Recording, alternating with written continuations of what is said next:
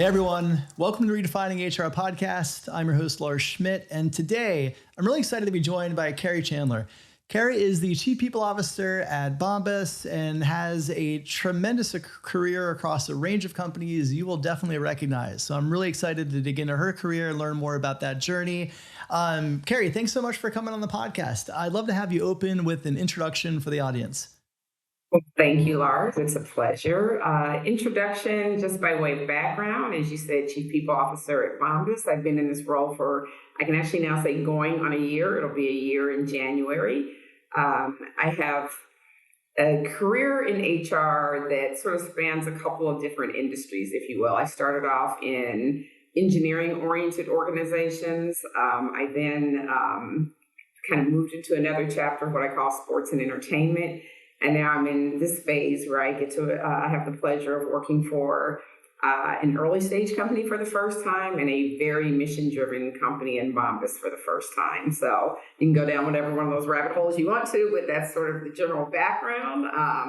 Let's see, native of San Diego, California. I think I've moved something like 14 times in my career, all job related. Wow. And yeah, I'll let you take it from there. Yeah. And where are you based now? I'm based in New York City, so I live in New York City and I work in New York City where it's nice and raining and cold here today. I'm on the East Coast, a little south of you outside of DC, so I can appreciate the climate comment. Definitely yes. A far cry from San Diego. So yes. So you started your career, as you mentioned, in engineering at McDonnell Douglas. You've worked across a range of industries and companies, but I want to go back to the beginning. Like, what was it about HR to begin with that drew you to this field? I am one of these people, even though pretty much my entire career has been in human resources, I kind of fell into the function. So my undergraduate major is public administration. I went to a small HBCU called Lincoln University in Jefferson City, Missouri. In fact, I just went to my homecoming this past weekend, which was great fun.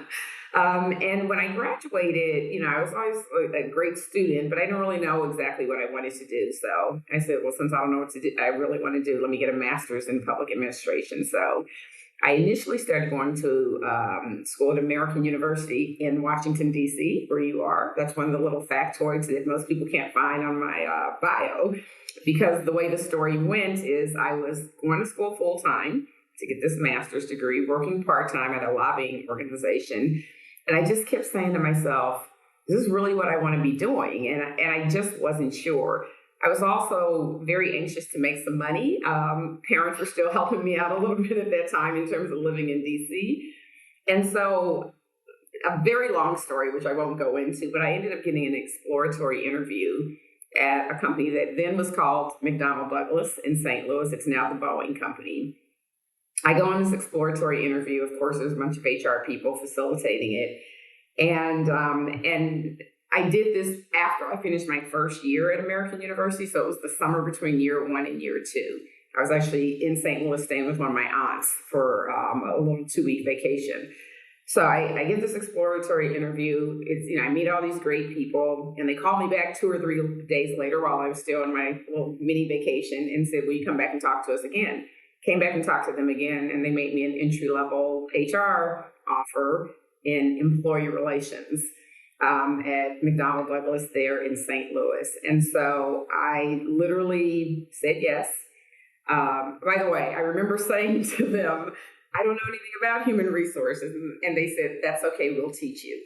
And I'll never forget that. But I literally packed up my stuff in DC in a little U-Haul, drove, of course I had to go back to DC to do that, drove back to St. Louis, and that's how my career in human resources began.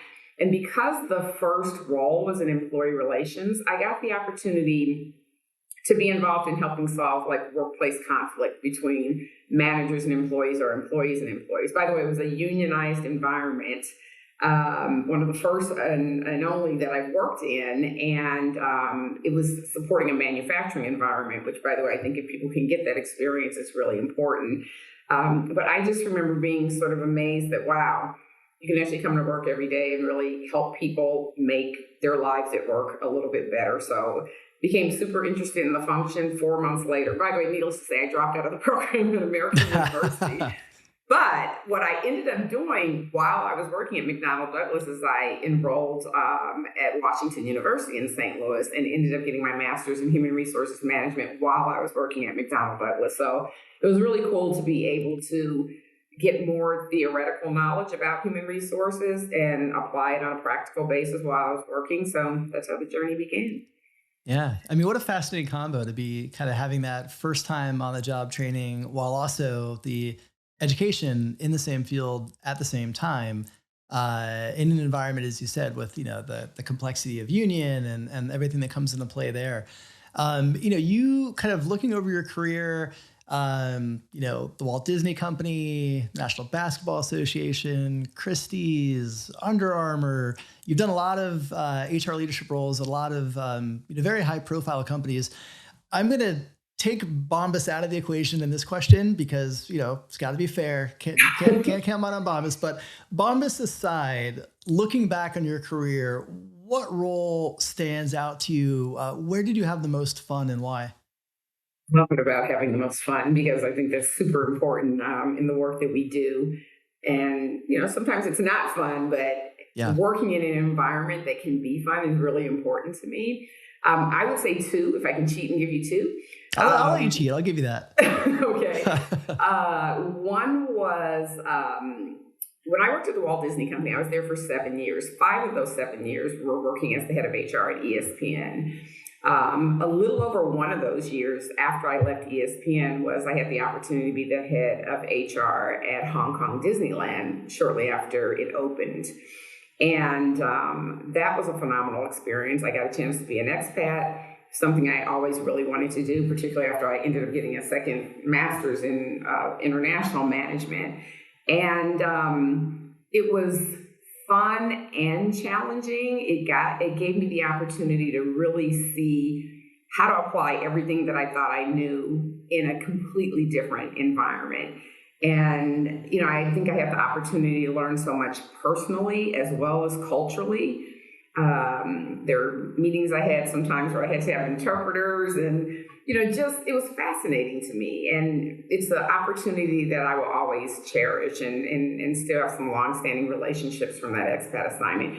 The second one I would say was just having the opportunity to work at the National Basketball Association. I don't know if you're a basketball fan or not, but I had the, I'll call it the honor to work for Commissioner David Stern during the last 7 years of his tenure. And, may he rest in peace. Any basketball fans listening or watching know that he passed away at the beginning, actually this is the same year of the pandemic, the beginning of 2020. But that was just, again, phenomenal opportunity. I worked with a great executive team, and I was really proud of the team that I assembled there too. We had a ton of fun together during both, good times and challenging times. I worked there during the, one of the longest player lockouts in the history of the league. And again, the learnings were phenomenal, but it was just, a really fun and creative work environment. Yeah. Were you an NBA fan? Like, did you have a favorite team kind of going into that role? I always laugh at that because when I was working for Motorola, I lived in Chicago during all 6 of the Jordan championship years. And wow. I was a huge Chicago Bulls fan. But when you work in the NBA league office, you're not supposed to be a fan of any team. Yeah, that neutrality, I imagine. You can't wear that on your sleeve or anywhere else. Yeah, so I ended up having favorite players, but not necessarily favorite teams. My all-time favorite player is still Allen Iverson by far, though. Yeah. I mean, yeah, he was incredible. And I grew up a Knicks fan because my father was a Knicks fan, and that's what you do when you grow up. But then I moved to LA in the late 90s and became a Lakers fan, during the Shaq and Kobe years. So, yeah, that was, haven't had to, relive that glory in a while, but yeah, still very fond memories from those runs. So you've walked us through kind of some of the different roles of where you've worked and the, kind of the scope and the global complexity in some cases. And, you've seen the field evolve pretty dramatically, over your career. And I think it's interesting. You can kind of look at the evolution of HR, almost in periods where I think, up until the last couple of years, a lot of HR's evolution was incremental.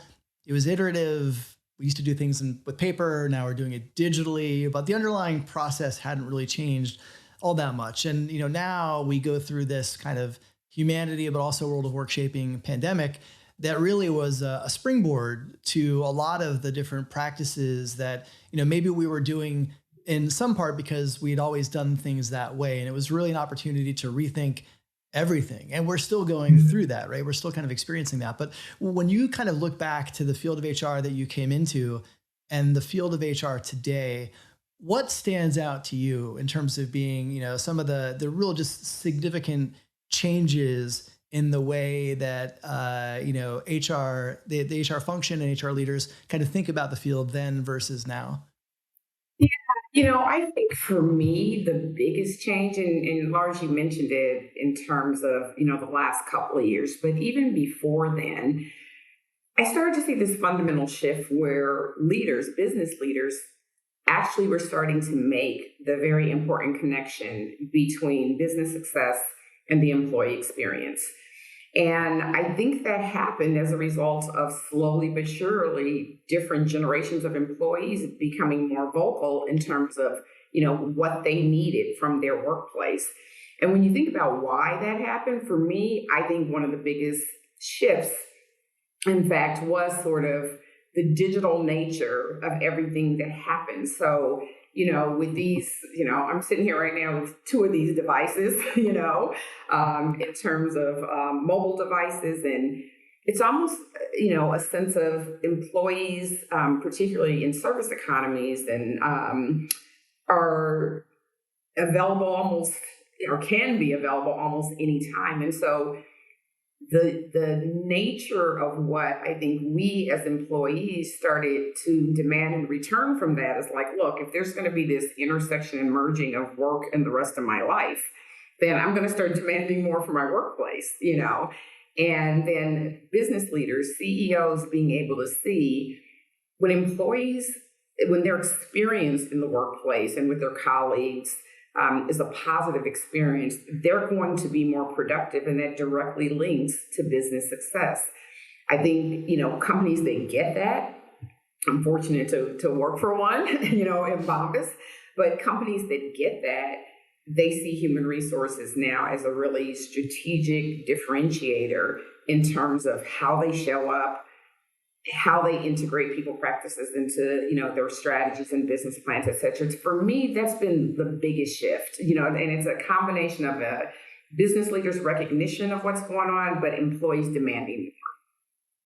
Yeah, I mean, it's so interesting. I think I agree with you completely. And I think, there's this old, term we'd throw around seat at the table, in HR. And it's interesting to see how thankfully that term has kind of gone away because like, if you're not at a seat at the table at your organization, like find a new organization because the value and the importance of HR and people operation has never been more widely understood and appreciated in those kind of best in class teams that you mentioned. And so if you're still in that organization where you think it's your role in HR to kind of fight for that seat at the table, then that's probably not going to be a long term destination for you.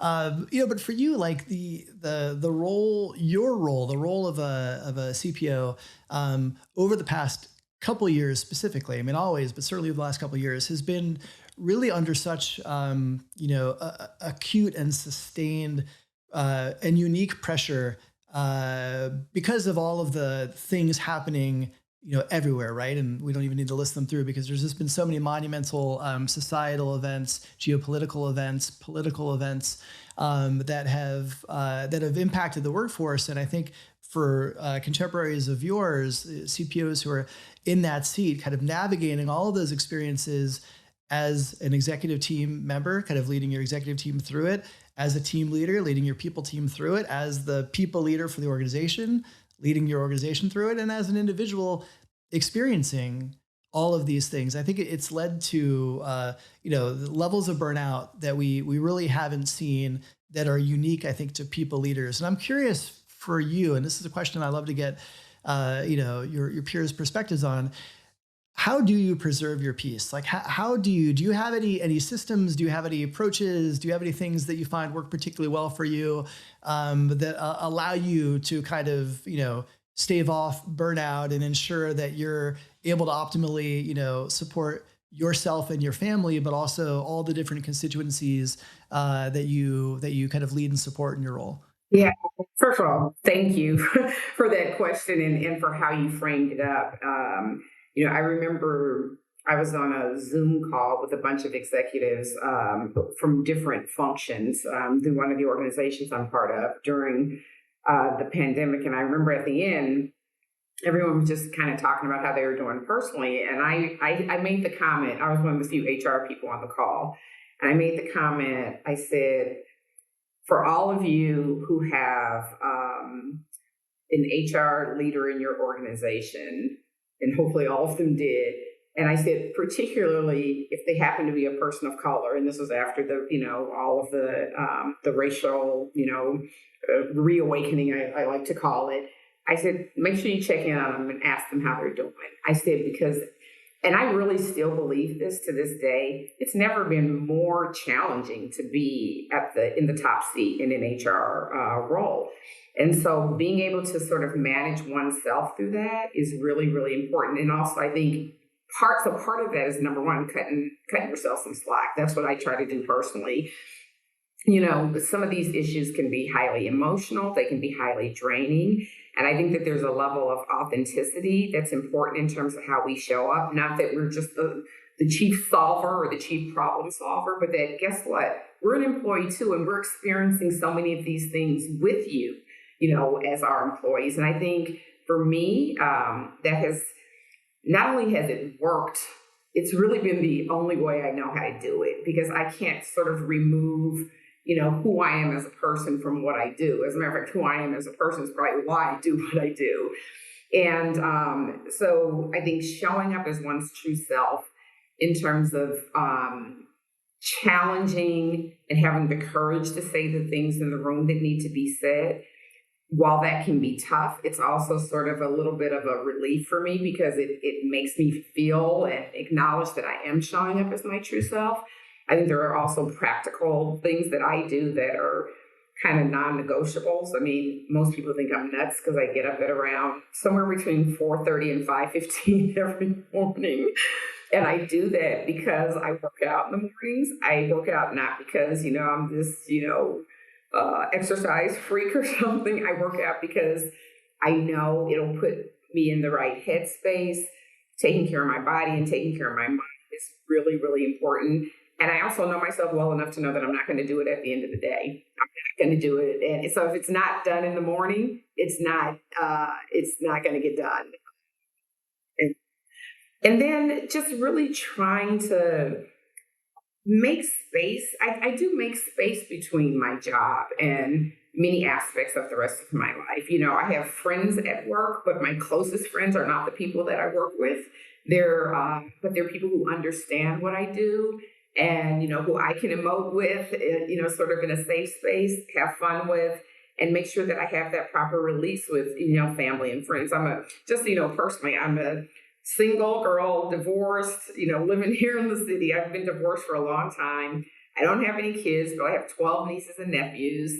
And I spend a lot of time, in that space. One of my nephews is actually there at Howard University in DC, where you are. Oh yeah. And, I try to spend the time that I need with family and friends to make sure that I have that as not just sort of a safe space, but also, to complement, the colleagues and friends that I have at work, and to make sure that I have like a release that's not directly attached to what I do every day.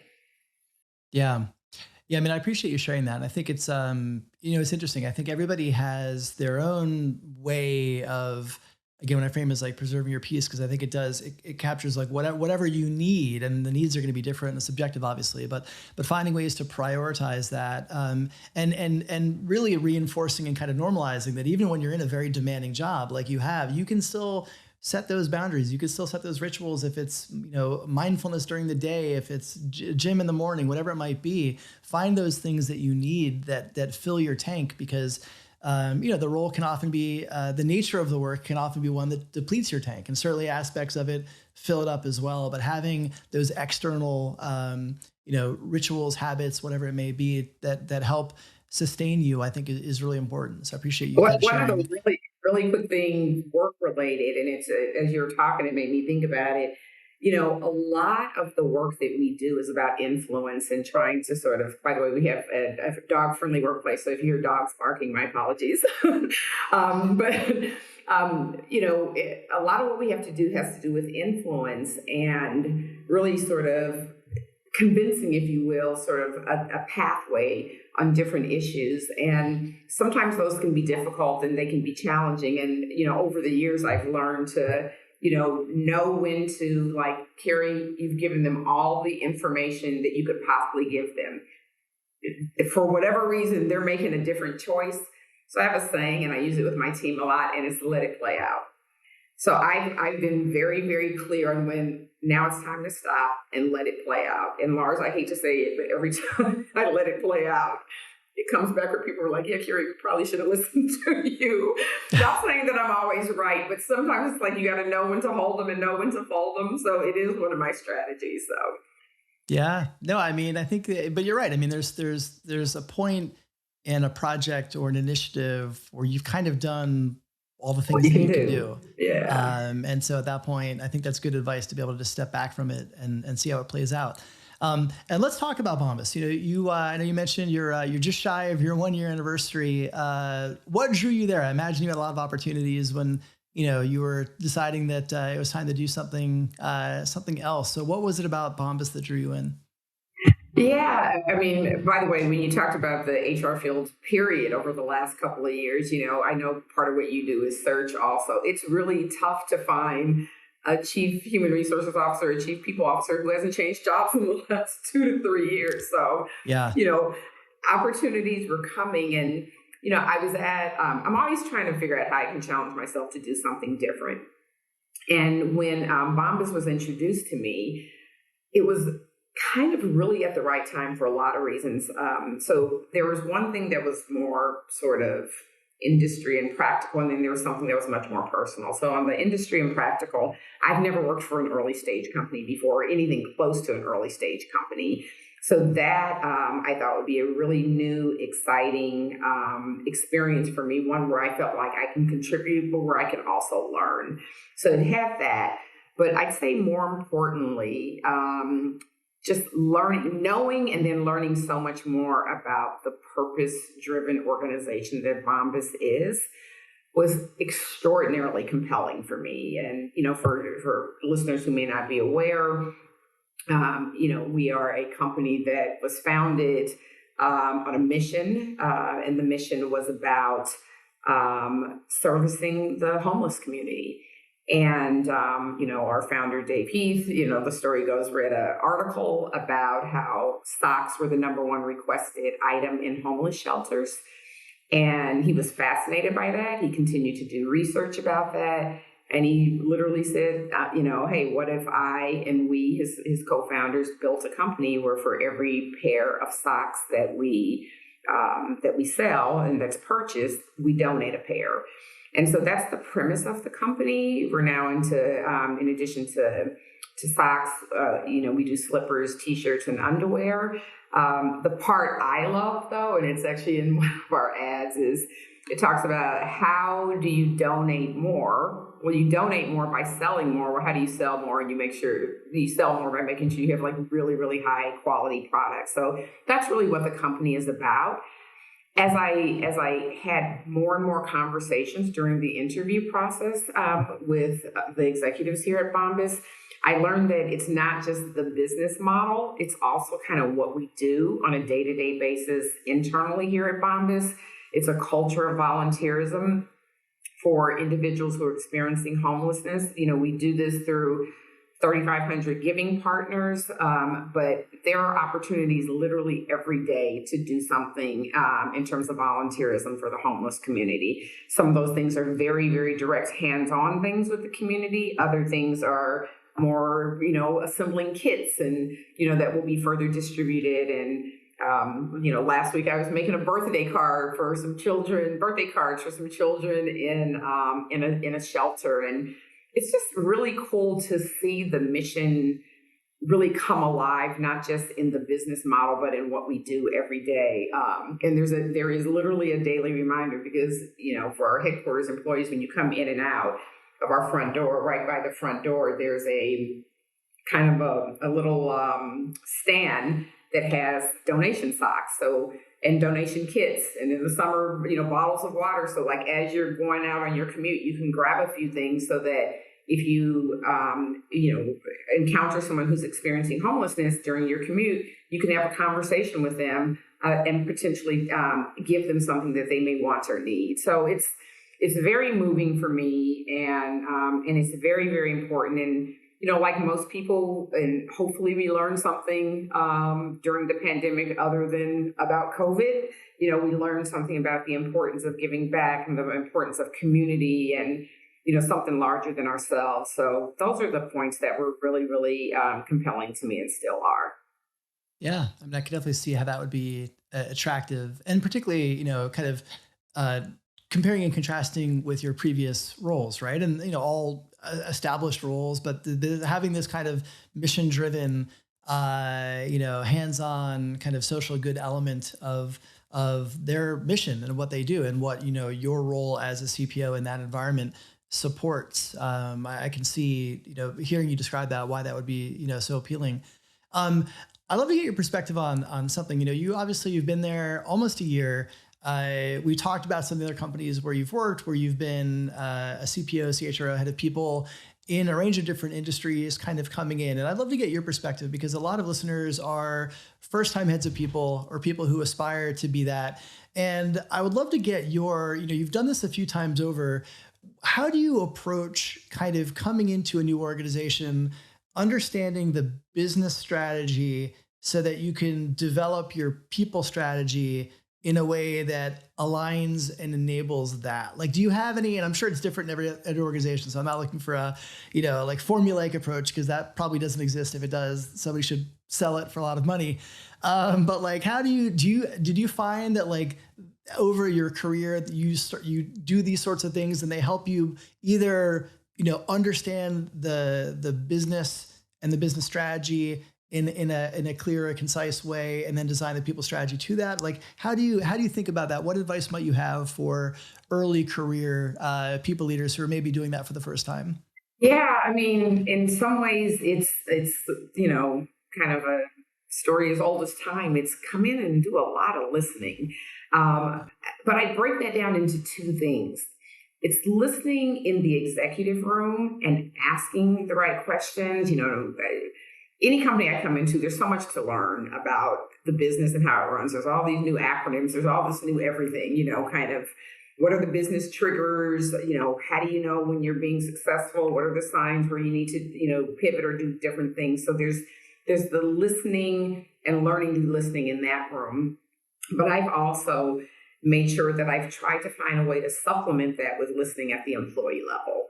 Because, when I was at Under Armour, for example, and I've done some version of this at every place that I've been, I did sort of like literally a listening tour. I remember thinking, okay, this company is really, really big. I can't go talk to every employee. So how can I get sort of a sampling of employees throughout the company, different functions, different levels, different tenures, experience sets, et cetera.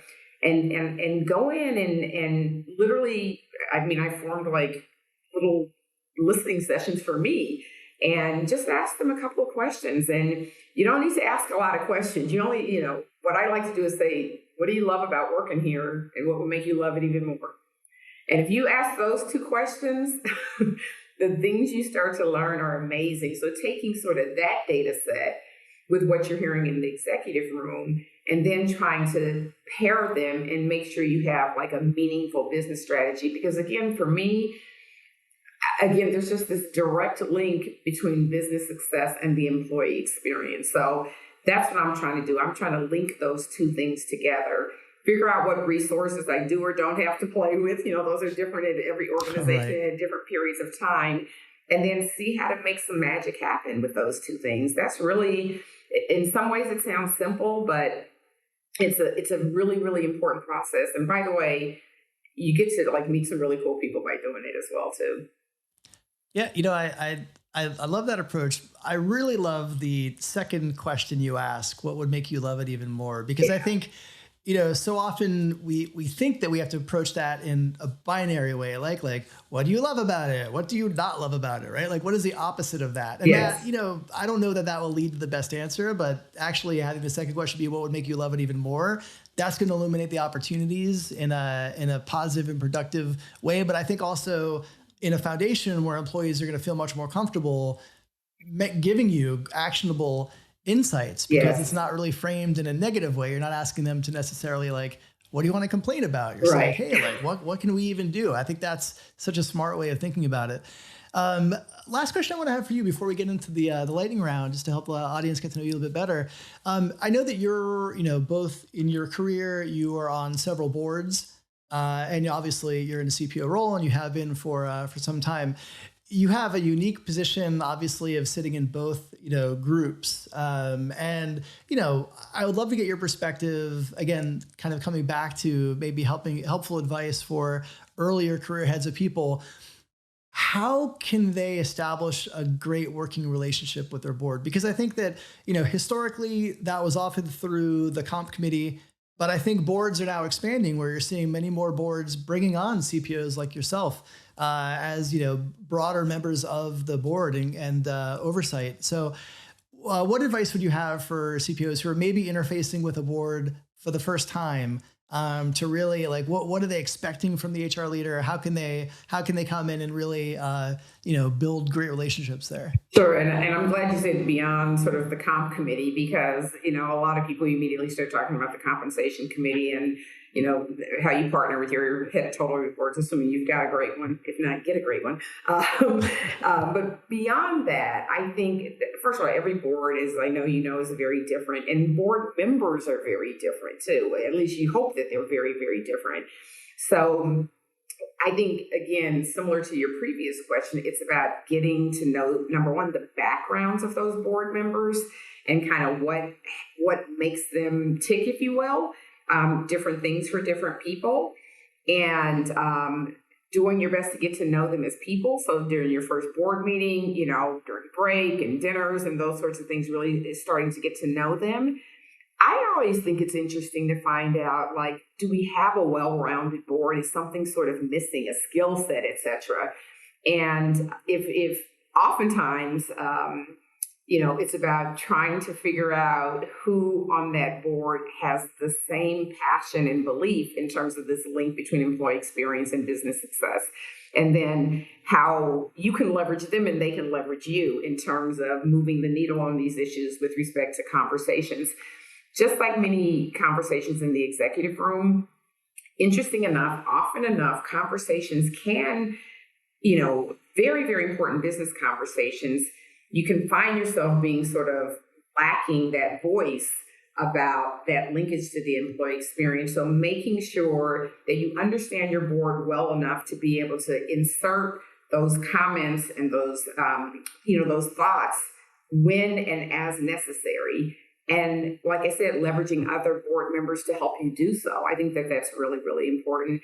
I've also thought it was a big part of how we can add value to the board and with the CEO is recognizing if there are any skill set gaps on the board. And when there's opportunities to build the board or if there's changes in the board to be able to help fill that gap with the appropriate amount of I'm going to use diversity in a broad sense. First of all, I'm a big believer in you need diversity from a gender, ethnicity, global, but you also need that functional diversity because that's going to help push the executives and push the CEO and the management team to think as broadly as possible in terms of customer base, in terms of employee base, et cetera. So it's just, to me, it's a very, very intertwined. You got to do a lot of listening and you got to do a lot of trying to get to know the people as individuals. And sometimes that takes time. Like it's not going to happen in the first 2 or 3 board meetings. It happens over a period of time is what I have found. And by the way, being on 2 boards now has really helped me see things from that perspective And that's been super interesting and a great, great learning. I'm like, especially if someone like the human resources, the CHRO, the chief people officer is presenting, and I'm thinking, have I done it that way before? Or, and sometimes it's tips I can learn from them or suggestions I can give them. It's a little bit of both. So. Yeah, I mean, it's so interesting. I think that the trend of bringing CPOs into boards will certainly continue, and I'm glad you also touched on the point around diversity and representation at the board level, because that's also just hugely important. And when you're looking at how you can really create valuable boards that really add value to the business. Kerry, I've really appreciated learning more about your background, your career journey, and your work. We wrap up every episode with a lightning round to help the audience get to know you a little bit better. And we always start with music. So I'm checking out your Spotify playlist or wherever you stream music. Who will I learn are some of your top 3 artists? That's so funny. I love it, or wherever I stream my music. So, it's probably a couple of different decades. So in the current era, probably Jack Harlow. Okay. And then a little more traditional, pseudo old school, definitely Shaka Khan, and I'd say Alicia Keys. Oh yeah. That's a strong trio. We're going to switch over to the screen. What was your latest binge watch on TV? There's so many of them, but probably the one that I have to laugh about was Ted Lasso, because I actually watched all of Ted Lasso in 2.5 days. I mean, it was like literally all that the addicting. Seasons, yeah, wow, okay, that's impressive. You must have been like feeling really upbeat and positive. It was over the holidays, and I was just like, I couldn't get enough of it. So, it's such a great show, and I think just that coming out at a time, right, where like everybody was struggling. I think it was just a nice escape from some of the difficult realities that were, many people were living through. It was nice to have that believe, coaching inspiration. So. Okay, we're going to change careers. I know you've worked in HR your entire career. You can't do that anymore. You've got to do something else. What would you be doing if you weren't working in HR? God. Well, I always say that if I didn't get into HR, the one career I kind of always dreamed, boy, I think I would have really loved that, believe it or not, was being an architect. But now I would say I love being on board. So probably adding a few more boards and just spending a whole lot more time on Martha's Vineyard, which is my happy place. Okay. That doesn't sound so bad. And Kerry, last question for you. Who is one HR leader who you admire and why? I'm going to cheat again and go with 2. One is a guy named Dan Marcelli. He's actually retired. He used to be the CHRO at Colgate Palmolive, and I got to know him through some HR organizations I'm part of, and I just kind of admire how he thinks and his approach and his spirit and all that good stuff. And then the second one is my first boss ever back at the Boeing company, a guy named Sam Jenkins, also retired. Again, these are folks who, like, I just admire their leadership as well as their functional knowledge. I had so much fun at work in my first HR job. I mean, I was learning so much, but the guy was funny and crazy and all that stuff too. So it just really made work. It made work a pleasure. So taught me a lot. Yeah, I appreciate you sharing that. And again, having a mentor and a boss at that early point in your career who kind of sets you on your journey, right? Like good or bad in the field. I think that's so important. So I appreciate you sharing that. And I appreciate you sharing your experience, your work and career with all of us in the podcast. So thanks so much for making time for this. So great. It was an honor. Thank you. Love the questions and love the conversation. Thank you, Lars.